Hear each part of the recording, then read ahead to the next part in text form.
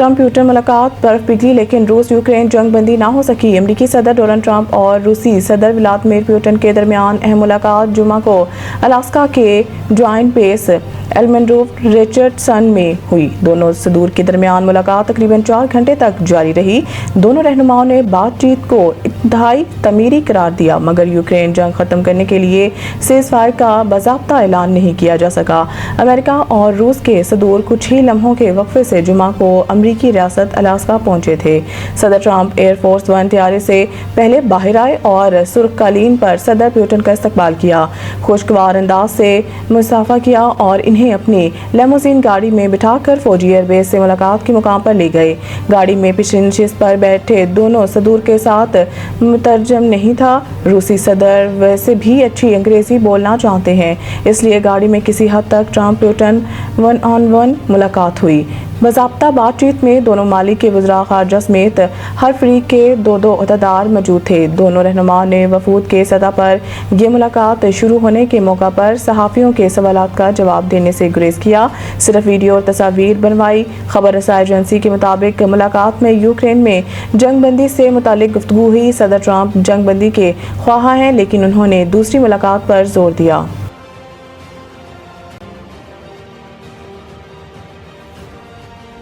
Supreme judicial council ने chief election commissioner और दीगर 2 मेंबरान के खिलाफ शिकायत खारिज कर दी। सुप्रीम जुडिशल कौंसिल ने अपना फैसला पब्लिक कर दिया, जिसके मुताबिक चीफ इलेक्शन कमिश्नर और दीगर 2 मेंबरान के खिलाफ शिकायत खारिज कर दी गई। जारी इलामिये के मुताबिक सुप्रीम जुडिशल कौंसिल ने इलेक्शन कमीशन के सरबराह और 2 अरकान के खिलाफ दायर की गई 3 अलग-अलग शिकायत दर्ज कर दी हैं।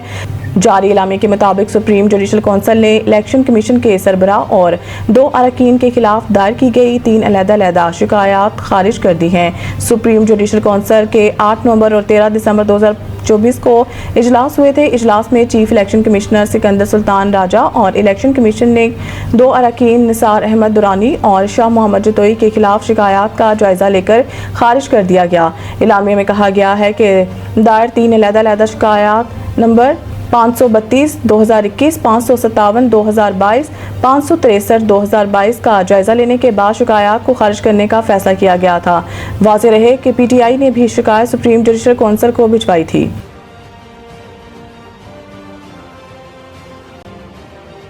चीनी कंपनी का जुना मेडिकल कॉम्प्लेक्स अस्पताल के कंसेप्ट डिज़ाइन का तोहफा। वज़ीर आज़म का इज़हार तशक्कुर। हांगकांग आहुआ कंपनी गुज़िश्ता 3 दहाइयों से ज़ायद अरसे से दुनिया भर में 1000 से ज़ायद अस्पतालों के डिज़ाइन बना चुकी है और इसका पाकिस्तान के लिए रज़ाकाराना तौर पर आलमी मयार का डिज़ाइन तैयार करना पाक चीन दोस्ती और अवामी राब्त की गहराई का अकास है। वज़ीर आज़म ने इस इक़दाम पर चीनी कंपनी की क़यादत और टीम का तहे दिल से शुक्रिया अदा किया और कहा कि ये तोहफा न सिर्फ हुकूमत और पाकिस्तानी अवाम के लिए अहमियत रखता है, बल्कि इस अस्पताल से मुस्तकबिल में शिफायाब होने वाले मरीज भी इसे हमेशा याद रखेंगे। वज़ीर आज़म ने इस अज़म का इजहार किया कि जनाह मेडिकल कॉम्प्लेक्स को आलमी मयार के मुताबिक एक टर्शरी केयर अस्पताल बनाया जाएगा। वज़ीर आज़म ने इस अज़म का इजहार किया कि जनाह मेडिकल कॉम्प्लेक्स को आलमी मयार के मुताबिक एक टर्शरी केयर अस्पताल बनाया जाएगा। उन्होंने मुतल्लिका हुकाम को हिदायत की है कि अस्पताल के पेश करदा डिज़ाइन का मुकम्मल तकनीकी जायज़ा लिया जाए और मनसूबे में डिजिटलाइजेशन और मसनूई ज़हानत के इस्तेमाल को भी यकीनी बनाया जाए। उन्होंने खुशी का इज़हार करते हुए कहा है कि पेश करदा कॉन्सेप्ट डिज़ाइन में मुमकिना वबाई सूरत हाल से निपटने के लिए मुकम्मल मनसूबाबंदी शामिल है, जो कि एक मुस्बत और दूरअंदेश पहलू है। वज़ीर आज़म ने जनाह मेडिकल कॉम्प्लेक्स को इस्लामाबाद के दीगर अस्पतालों से डिजिटल तौर पर मुंसलिक करने की हिदायत दी और कहा कि इस मनसूबे की तामीर तमाम तर मराहिल समेत मुकर्रर मुद्दत में मुकम्मल की जाए।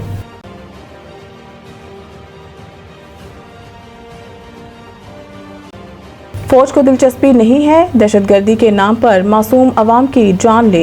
DG ISPR director general ISPR ने तलबा के साथ खुसूसी नशिस्त की, जिस दौरान उन्होंने बलोचिस्तान से ताल्लुक़ रखने वाले तलब इल्मों के सवालात के जवाब भी दिए। DG ISPR का कहना था कि हमारे जहनों में ये डाल दिया जाता है कि बलोचिस्तान की अवाम और नौजवानों में पाकिस्तान के लिए कुछ पनप रहा है, लेकिन बलोचिस्तान की अवाम पाकिस्तान और सूबे के दरमियान ताल्लुक़ को बहुत अच्छी तरह समझते हैं। इनका कहना था कि मेजर मेजर मोहम्मद अनवर काकर शहीद हमारा बहुत शानदार ऑफिसर और इस धरती का अजीम बेटा था। मेजर मोहम्मद अनवर शहीद ने पहले भी ग्वादर हमले में कई दहशतगर्दों को जहन्नम वासिल किया।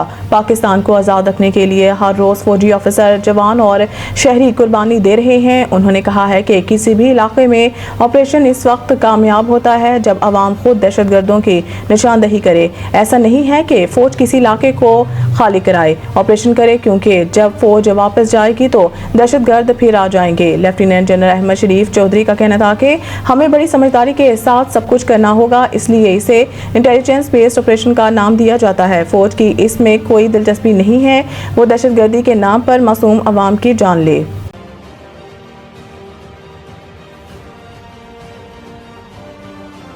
पख्तूनख्वा में बारिशों और सैलाब से नुकसानात की तफसीलात जारी। 307 अफराद जाँ बहक, रेस्क्यू ऑपरेशन जारी।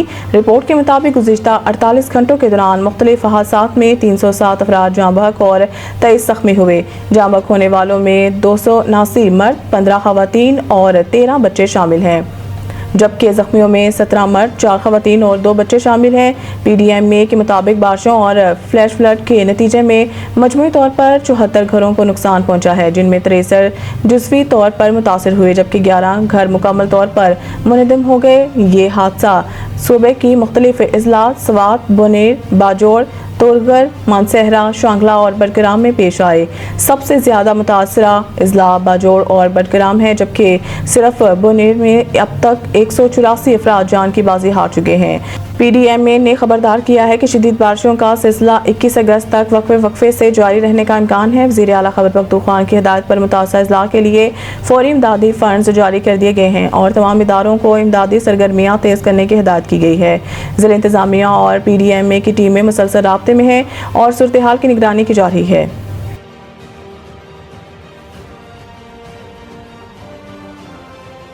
PCB की नाक़िस हिकमत अमली, मेंटोर्स की पोस्ट खत्म लेकिन तनख्वाह बरकरार। तफसीलात के मुताबिक पाकिस्तान क्रिकेट बोर्ड ने गुज़िश्ता बरस कौमी टीम के 5 साबिक खिलाड़ियों शुएब मलिक, सरफराज अहमद, मिसबाह उल हक, वकार यूनुस और सकलैन मुश्ताक को नए प्रोजेक्ट चैंपियंस कप के लिए मेंटोर मुकर्रर किया था।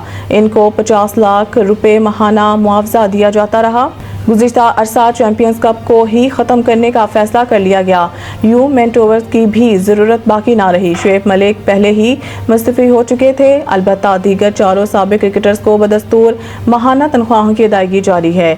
इस हवाले से ज़राए ने बताया है कि सकलैन मुश्ताक और वकार यूनुस को PCB ने बरतरफी के खतूत भेज दिए। अलबत्ता इन्हें मुआहदे के तहत 4 माह की तनख्वाह देना होगी। इस दौरान भी बोर्ड इनसे कोई काम ले सकता है। सरफराज अहमद और मिसबाह उल हक की खदमात मुस्तकिल हासिल कर ली गई हैं। अलबत्ता ताहाल इन्हें कोई नई जिम्मेदारी नहीं सौंपी गई।